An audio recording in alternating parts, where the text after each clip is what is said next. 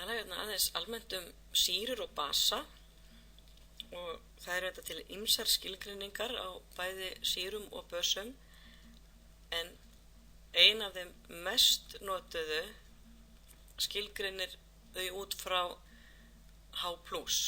Og svo skilgreinaðu þannig að sýra er efni sem getur gefið frá sér H+.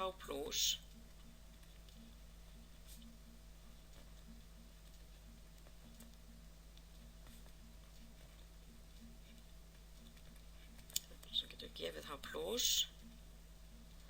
Og basi er efni sem getur tekið við H+.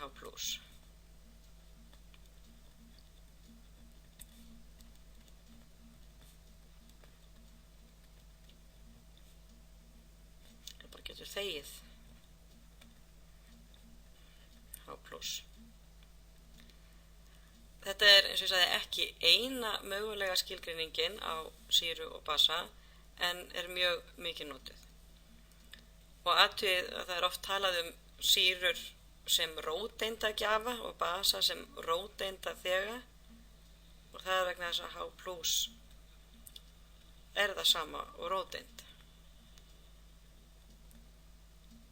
Þar sem að vetni inniheldur eina róteind og eina rafeind, enga nifteind og plúsin þýðir náttúrulega að það er búið að missa rafeindina svo eftir stendur bara róteind.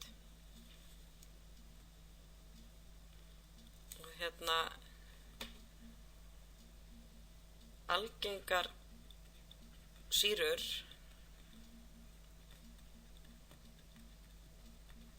eru efni sem að annarkvort byrja á H, eins og HCl sem er saltsýra,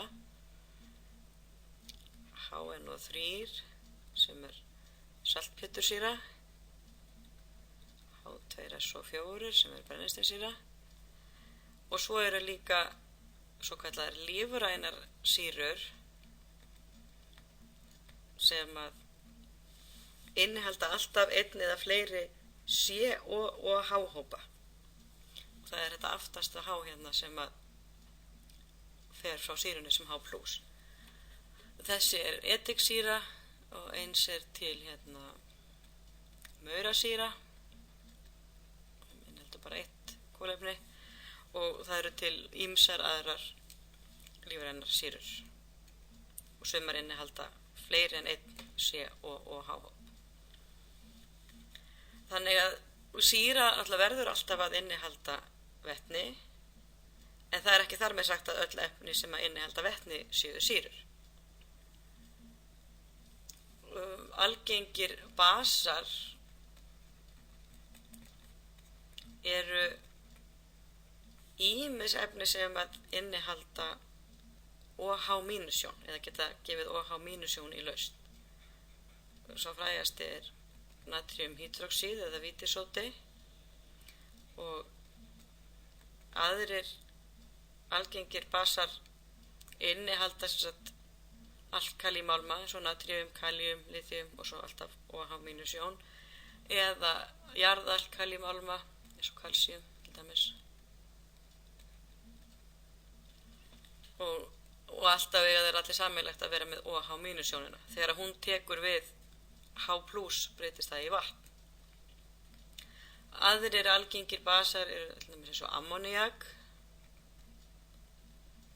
og matarsóti sem heitir líka natriumbikarbonat. Í honum er HCO3- sem að er basi. Þegar sýra er sett í vatn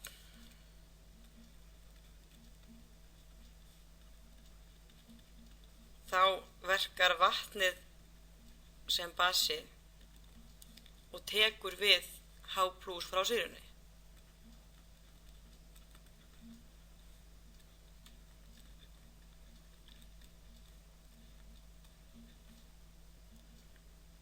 Það verður sem sagt H3 og plus basi. Sem sagt vatnið breytist í H3 og plus jón, það tekur við H+, og sýran breytist í tilsvarandi basa. Sýnum þetta með ákveðinni sýru, til dæmis saltsýru. Saltsýran pluss vatnið breytast í H3O+ og Cl-. Það jafnvægi að ræða hérna. Þetta vera tvíodda ör.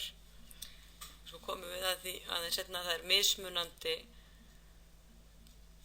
hversu langt þetta jafnvægi gengur til á hægri eða vinstri. Hversu mikið af sýrunni hvarfast við vatnið. Þegar að basar eru settir í vatn,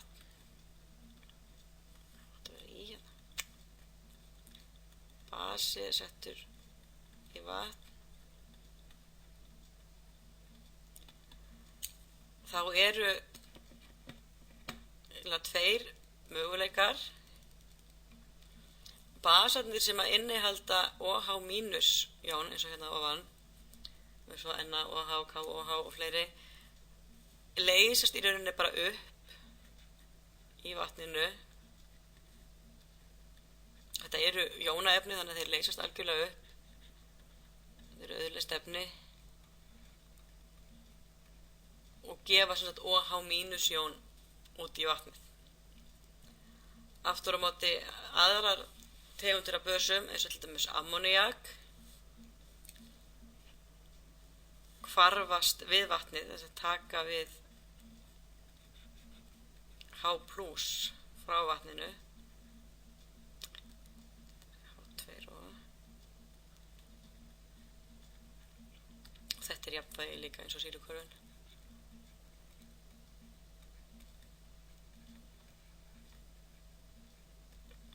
Afleiðingin hér verður þetta líka myndun OH- jóna en ekki að þeir komi beint úr efninu. NH3 inniheldur ekki OH- jónir, heldur í rauninni myndast þær í vatnslausn við að taka H+ af vatninu. Og ef við skoðum þetta aðeins betur,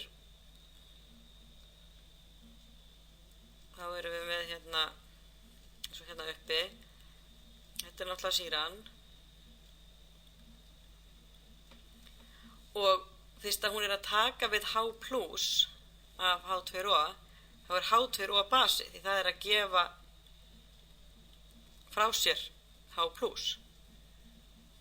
Það er að taka við H+. Sýran gefur frá sér H+ til vatns sem tekur við því og er þar að leiðandi basi, því hann tekur við H+.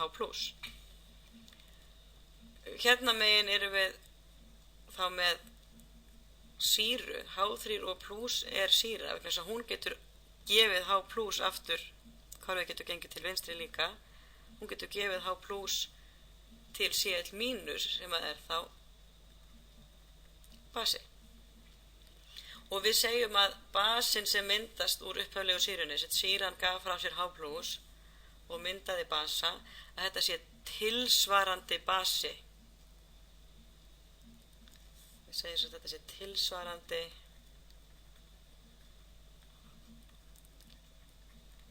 basi sýrunar, og í þessu tilfelli er þetta sýrunar HCl. Alltaf þegar að tilsvarandi basi myndast, þá er það sem gerist að það fer H+ frá sýrunni. Svo ef við höfum formúlu fyrir sýru, þá getum við alltaf myndað tilsvarandi basa með því að fjarlægja 1 H og 1+. Eða með öðrum orðum, ef við erum með óhlægað efni, þá fær það á sig 1-. Ef við erum með plúsleiðslu eins og hér, þá hverfur hún, af því að plúsin hverfur. Og ef við værum með hærri plúsleiðslu, þá myndi hún lækka um 1. Og svo er þetta í rauninni öfugt þegar við erum með basa, eins og ammóníak hérna. Við setjum sér basa í vatn. Vatnið hér gefur frá sér H+, þannig að það verkar sem sýra. Og hinum megin erum við núna með OH- jónina sem getur tekið við H+ og er því basi, og tilsvarandi sýru basans. Þetta NH4 plus eða ammóníumjón er tilsvarandi sýra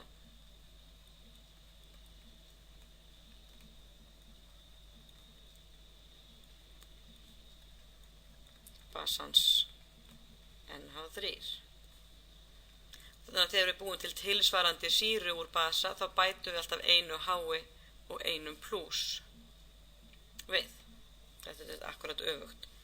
Og við köllum þetta sýru-basa-pör. Eins og fyrir sýruna saltsýru hérna þá er HCl og Cl mínus sýru-basa-par og fyrir ammóníak og ammóníumjónina NH3 og NH4 plus þá er þetta sýru-basa-par. Hér er það ammóníumjónin sem er sýran. En þetta er sýru-basa-par.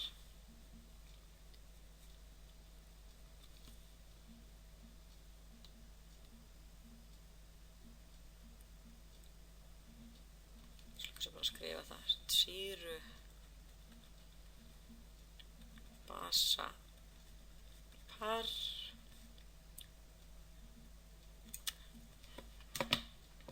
Samanstendur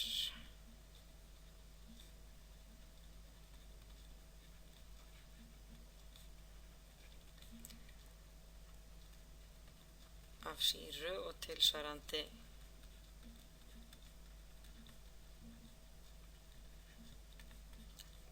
basa hennar.